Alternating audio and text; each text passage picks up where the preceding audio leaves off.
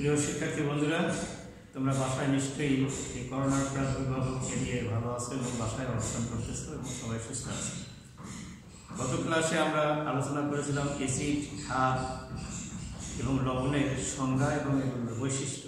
তোমরা নিশ্চয়ই ভিডিওটি দেখেছো এবং অ্যাসিড এবং ক্ষারের বৈশিষ্ট্যগুলো ভালোভাবে অধ্যয়ন করছো এবং বইয়ের সাথে মিলিয়ে নিয়ে এগুলো তোমরা আত্মস্থ করেছো। বন্ধুরা, আজকে আমরা অ্যাসিড এবং ক্ষারকের যে বিভিন্ন জায়গায় ব্যবহার আছে এবং কোথায় কোথায় অ্যাসিড এবং ক্ষার ব্যবহার হয় এই বিষয়গুলো নিয়ে আমরা একটু কথা বলবো। তোমরা এখানে নিশ্চয়ই দেখতে পাচ্ছ দুটো জিনিস। দেখো, এখানে একটা ব্যাটারি। এই ব্যাটারি তোমরা জানো, এটা আমাদের বিভিন্ন ধরনের যানবাহন, যে মোটরসাইকেল, ট্রাক, বাস সবগুলোতে ব্যবহার। বিভিন্ন ধরনের সাবানের ব্যবহার আমরা জানি। তাহলে আমরা আজকে দেখো তো ব্যাটারিতে কি ব্যবহার হয়, তোমাদের কি ধারণা আছে? ধারণা নাই হয়তো, অনেকের ধারণা আছে। ব্যাটারিতে সালফিউরিক অ্যাসিড ব্যবহার হয় এবং সাবানে ক্ষার ব্যবহার হয়। তাহলে আমরা অ্যাসিড এবং ক্ষারের ব্যবহার নিয়ে আমরা কথা বলবো আজকে। তাহলে আমাদের আজকের আলোচনার বিষয় হলো অ্যাসিড এবং ক্ষারকের ব্যবহার। শিক্ষার্থী বন্ধুরা, তোমরা একটু খেয়াল করো, এখানে এই অধ্যায় শেষে আমি কি কি জিনিস আলোচনা করবো এবং আমরা কি কি বুঝতে পারবো তোমরা একটু খেয়াল করো। দেখো, বিভিন্ন প্রকার অ্যাসিড ও ক্ষারক চিহ্নিত করতে পারবে, অ্যাসিড এবং ক্ষারকের কাজ বর্ণনা করতে পারবে এবং অ্যাসিডের অপব্যবহার ও উপযুক্ত করতে পারবে। কোনটা কোন অ্যাসিড এবং অ্যাসিড কোথায় কোন কাজে ব্যবহার হয়, ক্ষার কি, ক্ষার কোনগুলো ক্ষার এবং সেগুলো কোন কাজে ব্যবহার হয়, এগুলো নিয়ে আমরা এখন একটু কথা বলবো। বন্ধুরা, এখানে দেখো তো প্রথম কি দেখতে পাচ্ছ, হাইড্রোক্লোরিক অ্যাসিড, এরপর সালফিউরিক অ্যাসিড, এরপর নাইট্রিক অ্যাসিড, ফসফরিক অ্যাসিড। এই অ্যাসিডগুলোর নাম এবং এগুলো কেন অ্যাসিড, এগুলো আমরা গত ক্লাসে আলোচনা করেছি। বন্ধুরা, এখানে একটু খেয়াল করো, এখানে একটু লেখা আছে বিভিন্ন প্রকার খনিজ অ্যাসিড। অ্যাসিড হচ্ছে দুই ধরনের, খনিজ অ্যাসিড আর একটা হচ্ছে আমাদের উদ্ভিদের মধ্যে যে অ্যাসিডগুলো থাকে সেই অ্যাসিডগুলো আমরা জৈব অ্যাসিড বলা হয়। আমরা যে ফল খেয়ে থাকি, ধরো লেবু, কামরাঙ্গা, আমরা গতদিন বলছিলাম যতগুলো ফল টক লাগে সবগুলো ফলে কি থাকে, অ্যাসিড থাকে। সেই অ্যাসিড সম্পর্কে সেগুলো অ্যাসিড হচ্ছে বিভিন্ন ধরনের ফলমূলের মধ্যে থাকে, এগুলো জৈব অ্যাসিড। এই অ্যাসিডগুলো খনিজে পাওয়া যায়, এগুলোর নাম হচ্ছে, এগুলো হচ্ছে খনিজ অ্যাসিড। তাহলে জৈব অ্যাসিডগুলো আমরা সবসময় খেয়ে থাকি খাবারের মাধ্যমে, সেগুলো আমাদের শরীরে বিভিন্ন কাজে লেগে যায়।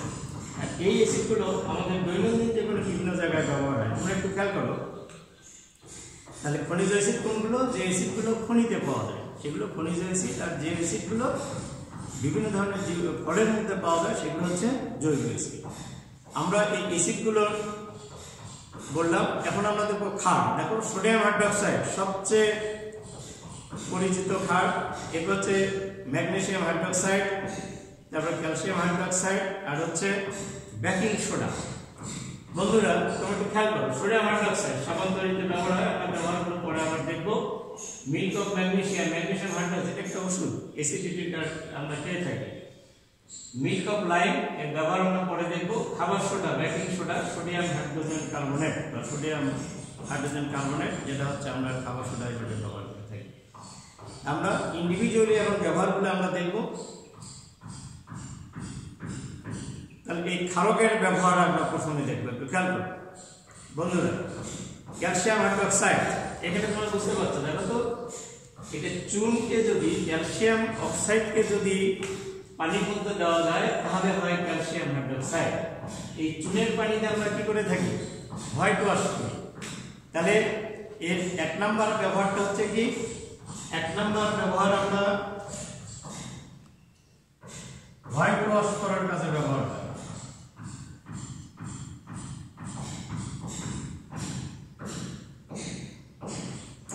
বন্ধুরা, তাহলে ক্যালসিয়াম হাইড্রোক্সাইড তোমরা বাসাবাড়িতে, আমরা নিজের বাসাবাড়ি আছে, তোমাদের বাসাবাড়ি আছে, তোমরা দেখো চুনকাম করে, আমরা যেটা ভাটার মধ্যে চুনকাম করার জন্য ব্যবহার হচ্ছে ক্যালসিয়াম হাইড্রোক্সাইড। দুই নাম্বার দেখো, ক্যালসিয়াম হাইড্রোক্সাইডের আরেকটা ব্যবহার আছে। দেখো, তোমরা একটু এখানে তাকাও, দেখো ক্যালসিয়াম হাইড্রোক্সাইড লেখা আছে কি, মিল্ক অফ লাইম।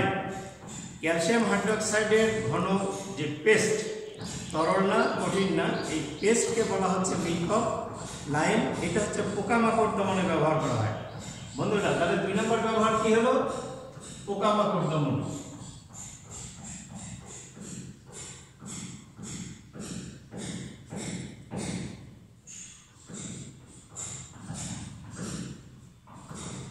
ক্যালসিয়াম হাইড্রোক্সাইডের কয়টা ব্যবহার? দুইটা, একটা হচ্ছে হোয়াইট ওয়াশ, একটা হচ্ছে পোকামাকড় দমনে ব্যবহার করা হচ্ছে। এরপর দেখো সোডিয়াম হাইড্রোক্সাইড। আমরা যত প্রকার সাবান ডিটারজেন্ট ব্যবহার করি সবগুলো সাবান ডিটারজেন্টের মধ্যে কি আছে? Sodium hydroxide. তাহলে কি হচ্ছে? পরিষ্কারক হিসেবে ব্যবহার করা হচ্ছে কি? পরিষ্কারক হিসেবে ব্যবহার। 3 নম্বর কি ব্যবহার? পরিষ্কারক হিসেবে ব্যবহার করা হচ্ছে সোডিয়াম হাইড্রোক্সাইড।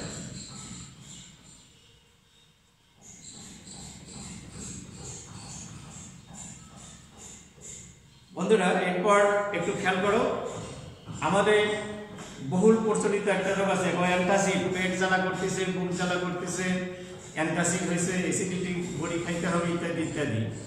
যখন আমাদের বুক জ্বালা করে এবং আমাদের পাকস্থলীতে অ্যাসিড হয়, তোমরা জানো পাকস্থলীতে প্রথম কাজ করে হাইড্রোক্লোরিক অ্যাসিড। তাহলে হাইড্রোক্লোরিক অ্যাসিডকে প্রশমিত করার জন্য সোডিয়াম হাইড্রোক্সাইড, এই ম্যাগনেসিয়াম হাইড্রোক্সাইড ব্যবহার করা হয়, যেটাকে আমরা অ্যান্টাসিড বলছি। তাহলে অ্যান্টাসিড আমরা ব্যবহার করবো কি? Magnesium hydroxide. তাহলে ঔষধ হিসাবে। 4 নম্বর হচ্ছে কি? ঔষধ হিসাবে।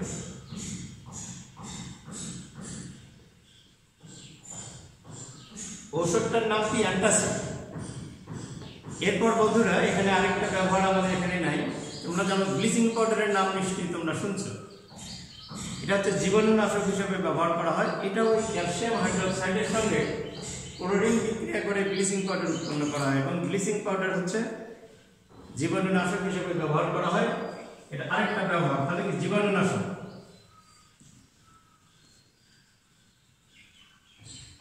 এই ব্লিচিং পাউডারের আমি সংকেতটা দিচ্ছি, তোমরা একটু খেয়াল করো।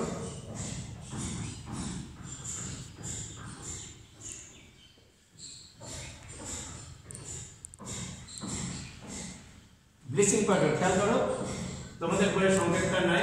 এই জীবাণুনাশক ব্লিচিং পাউডার কি দিয়ে তৈরি করা হয়? ব্লিচিং পাউডার তৈরি করা হচ্ছে হলো এই ক্যালসিয়াম হাইড্রোক্সাইড আর হচ্ছে ক্লোরিন বিক্রিয়া করে এই ব্লিচিং পাউডার তৈরি করা হয়। তাহলে বন্ধুরা আমরা ক্ষারকের ব্যবহার কয়টা দেখলাম? 5। এক হচ্ছে হোয়াইট ওয়াশ। হোয়াইট ওয়াশ করবো কি দিয়ে? Calcium hydroxide. দেখো আমি একটু লিখে দিচ্ছি, আরো বুঝতে পারবো। হোয়াইট ওয়াশ করা হয় কি দিয়ে? Calcium hydroxide. পোকামাকড় দমনে কি করবো? Milk of lime. এই মিল্ক অফ লাইমে কি ব্যবহার করবো? Calcium hydroxide. পরিষ্কারক হিসেবে আমরা যেটা ব্যবহার করবো, দেখো থালা বাসন পরিষ্কার করতে আমরা যেটা ব্যবহার করবো সেটা হচ্ছে সোডিয়াম হাইড্রোক্সাইড। ঔষধ হিসেবে যেটা আমরা ব্যবহার করবো, ঔষধটা আমরা কি ব্যবহার করবো? দেখো ম্যাগনেসিয়াম হাইড্রোক্সাইড, অ্যান্টাসিড।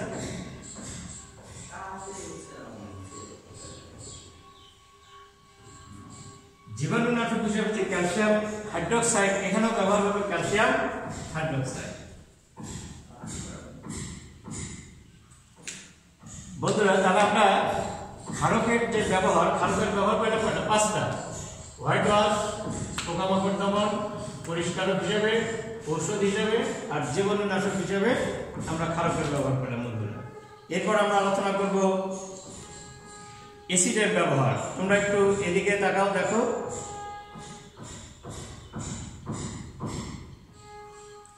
প্রথমে আমরা যেটা দেখবো হাইড্রোক্লোরিক অ্যাসিডের কয়েকটি ব্যবহার। দেখো হাইড্রোক্লোরিক অ্যাসিড কোথায় কোথায় ব্যবহার হয়, তোমরা একটু বোর্ডের দিকে তাকাও।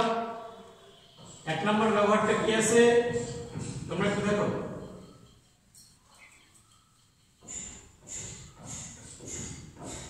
তাহলে HCl হাইড্রোক্লোরিক অ্যাসিড, হাইড্রোক্লোরিক অ্যাসিডের ব্যবহার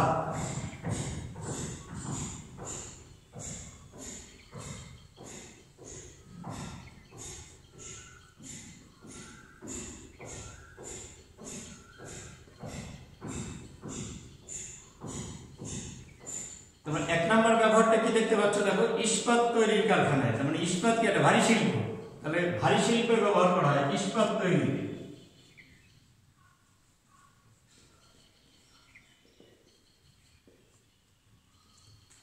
2 নম্বর হচ্ছে চামড়া শিল্পে, তোমরা জানো ট্যানারি শিল্প যেখানে বলা হয়, সেই ট্যানারি শিল্প কোথায় জানো? ঢাকায়। হ্যাঁ, এই ট্যানারি শিল্পে ব্যবহার করা হয়।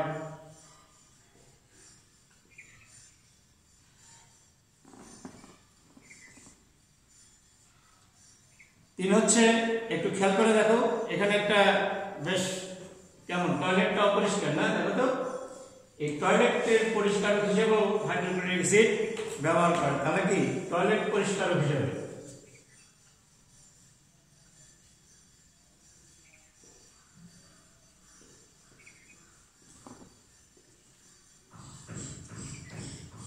এরপর আসছে বন্ধুরা, দেখো ঔষধ কোম্পানিতে বিভিন্ন ধরনের ঔষধ যখন মানে প্রস্তুত করা হয় তখন হাইড্রোক্লোরিক অ্যাসিড ব্যবহার করা হয়। তবে ঔষধ প্রস্তুতিতে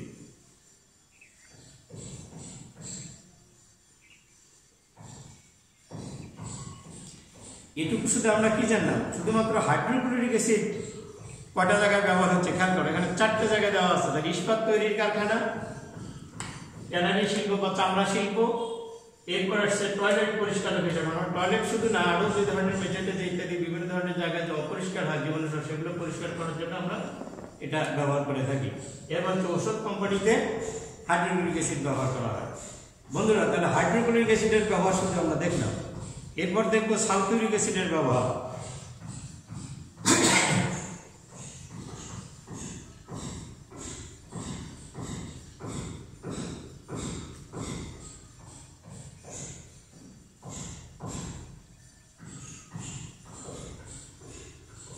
সালফিউরিক অ্যাসিডের ব্যবহার একটু আমরা দেখি। দেখো কোথায় কোথায় ব্যবহার হয়। দেখো তো রিন, টাইড, ভিম, সার্ফ এক্সেল, এগুলো কি?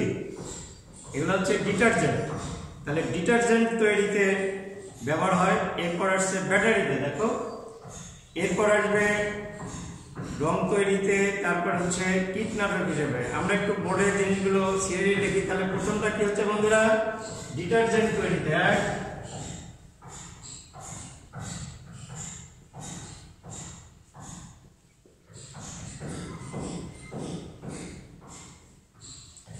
দুই হচ্ছে ব্যাটারিতে।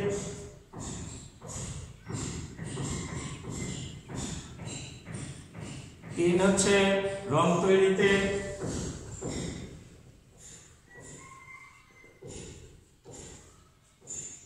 চার হচ্ছে কীটনাশক।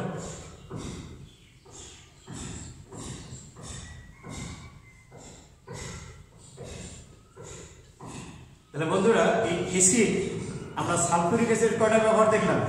এখানে 4টে ব্যবহার। তাহলে এই যে ডিটারজেন্ট তৈরি, এক হচ্ছে ডিটারজেন্ট, দুই হচ্ছে ব্যাটারি। আমি আগে বলছি যে বিভিন্ন ধরনের যানবাহন, মোটর গাড়ি, তারপরে হচ্ছে যে মোটর কার, তারপরে হচ্ছে মোটর সাইকেল, ট্রাক, বাস, সবগুলোতে কি ব্যবহার? ব্যাটারি। এই ব্যাটারিতে ব্যবহার হয় সালফিউরিক অ্যাসিড। এরপর হচ্ছে রং তৈরিতে। তাহলে বিভিন্ন ধরনের রং আমরা ব্যবহার করে থাকি, এই রংগুলো তৈরিতে সালফিউরিক ব্যবহার করা হয়। তারপর হচ্ছে কীটনাশক প্রস্তুতিতে। আমরা যে জমি জমাতে এগ্রিকালচারে কীটনাশক ব্যবহার করে থাকি, সেই কীটনাশকগুলো উৎপন্ন করার জন্য ব্যবহার করা হয় সালফিউরিক অ্যাসিড। তাহলে সালফিউরিক অ্যাসিডের ব্যবহার দেখলাম। এরপর আমরা দেখব নাইট্রিক অ্যাসিডের ব্যবহার।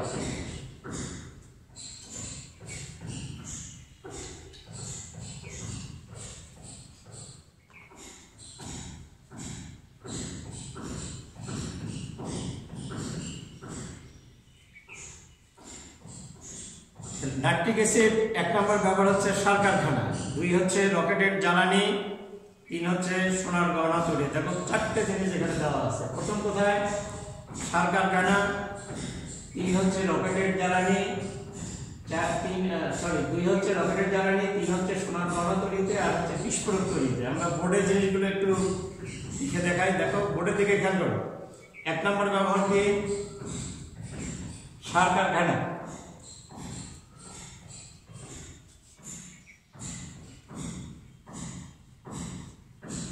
2 হচ্ছে রকেটের জ্বালানি,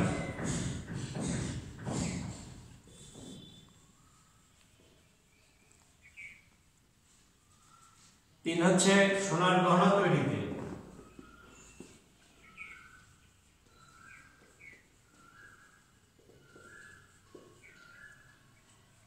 4 হচ্ছে বিস্ফোরক তৈরিতে।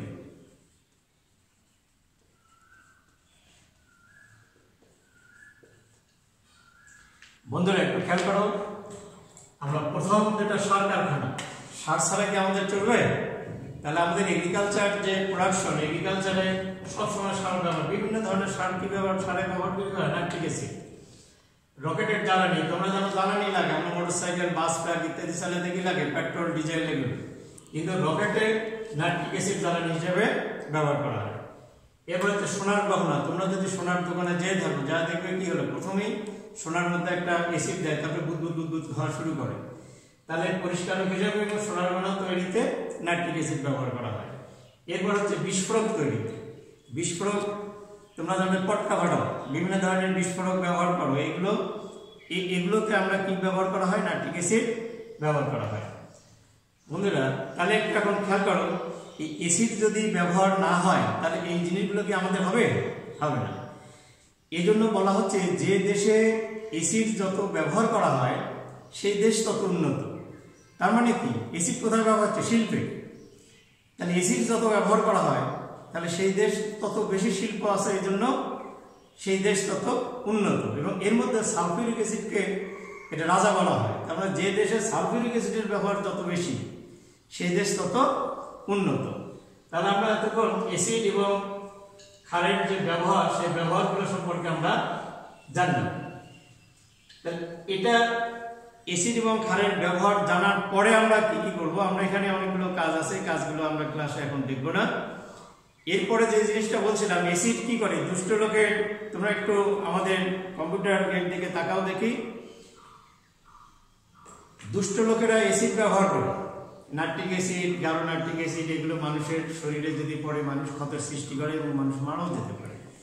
দুষ্ট লোকেরা কি করে, এই অ্যাসিড বিভিন্ন লোকের শরীরে ছাড়ায়। এটা একটা, এই যে এখানে একটু খেয়াল করো, দুষ্ট লোকেরা কি করতেছে, অ্যাসিড নিয়ে এই যে একে নিক্ষেপ করা হয়েছে, কে আক্রান্ত হয়েছে। এটা একটা কঠিন শাস্তি এবং আমরা এটাকে ঘৃণা করব, আমরা এটাকে প্রতিবাদ জানাবো। আমরা এর বিরুদ্ধে, যে এই দুষ্ট লোকেরা অ্যাসিড ব্যবহার করে, এর বিরুদ্ধে সামাজিক আন্দোলন তৈরি করবো এবং আমরা বিভিন্ন জায়গায় বলবো এর খারাপ জিনিসটা কি।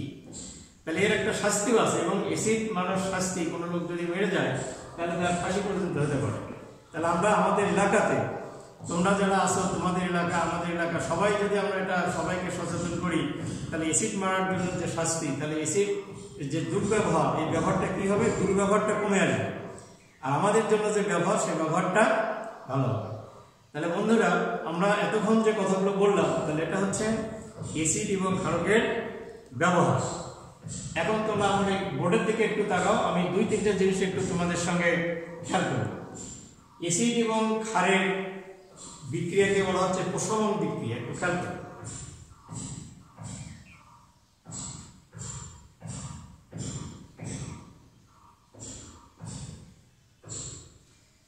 অ্যাসিড এবং ক্ষারের বিক্রিয়াকে বলছি আমরা প্রশমন বিক্রিয়া। তাহলে একটা অ্যাসিড, একটা ক্ষার, আমি একটা অ্যাসিড নিলাম HCl, হাইড্রোক্লোরিক অ্যাসিড।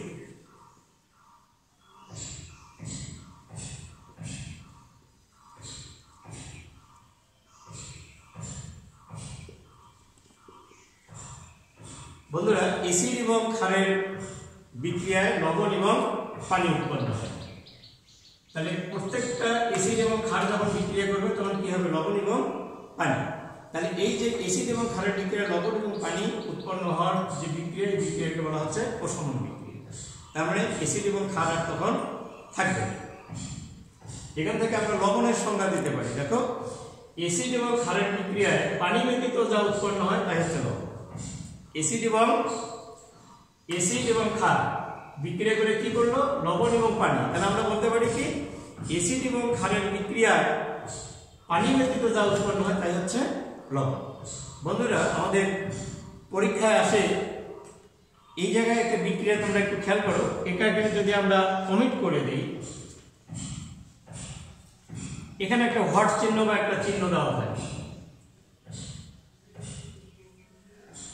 এই জায়গায় কি বলি একটু ভালো করে খেয়াল করো বন্ধুরা।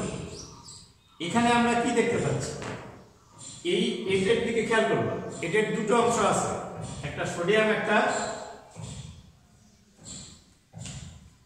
এই সোডিয়াম, কোন সোডিয়াম, এটা। এই যে এই অংশ, একটা বেসিক পার্ট, একটা হলো অ্যাসিড পার্ট। এই অ্যাসিড পার্ট কি আছে, Cl। এই Clটা কোন অ্যাসিডে আছে, হাইড্রোক্লোরিক অ্যাসিড। এখানে অবশ্যই কি হবে, তাহলে হাইড্রোক্লোরিক অ্যাসিড হবে। এটা তোমাকে চিহ্নিত করতে হবে। এই জায়গাটা হচ্ছে HCl। আবার অনেক কোশ্চেনে তোমার থাকবে, এটা থাকবে না। এই জায়গায় একটা মনে করো বি দেওয়া আছে, বি যৌগটির ব্যবহার লিখো। তাহলে বি যৌগটি তোমাকে আগে কি করতে হবে, আইডেন্টিফাই করতে হবে। এই বি যৌগ আইডেন্টিফাই করতে এখানেই আমার থাকতে হবে। দেখো এই ক্লোরিন তো এখানে আছে, তাহলে সোডিয়াম কার মধ্যে আছে, কোন ক্ষারের মধ্যে সোডিয়াম আছে, সোডিয়াম হাইড্রোক্সাইড। তখন তুমি নিশ্চিত করে দেবে যে এই জায়গায় কি আছে, সোডিয়াম হাইড্রোক্সাইড। তখন তুমি সোডিয়াম হাইড্রোক্সাইডের ব্যবহার দিবে। বন্ধুরা আমি আরেকটা বিক্রিয়া দেখাচ্ছি, দেখো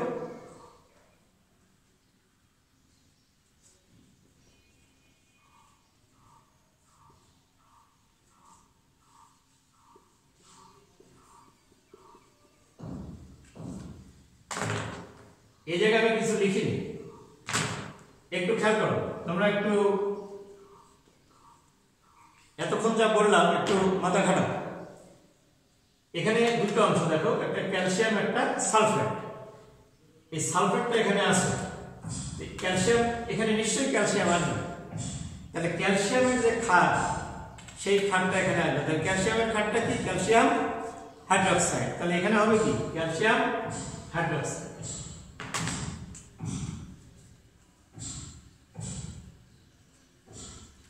অনুরূপভাবে আমি যদি এইটা না থাকে তাহলে এখানে কোন অ্যাসিড হবে,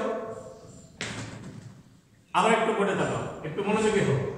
এইখানে কি ছিল, এই সোডিয়াম দেখে আমরা বলছি যে সোডিয়াম হাইড্রোক্সাইড। এখানে কি আছে, এই যে SO4, SO4 কোন অ্যাসিডে আছে, SO4 হচ্ছে সালফিউরিক অ্যাসিডে আছে। তাহলে এইখানে হবে হচ্ছে সালফিউরিক অ্যাসিড।